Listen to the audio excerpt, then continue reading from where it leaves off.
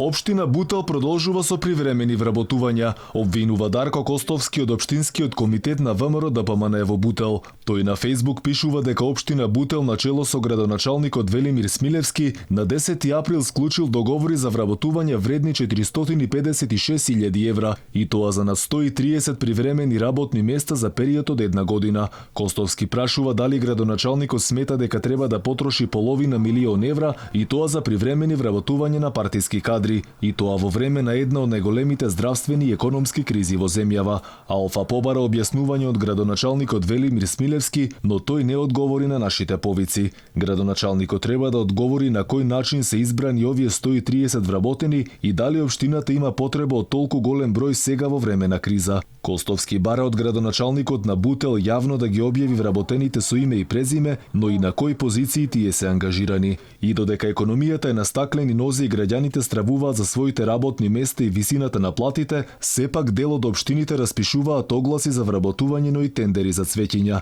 Општина Штип решила да даде речиси 100.000 денари за набавка на цвеќе, а околу 250.000 денари за пијалаци за сладувачи.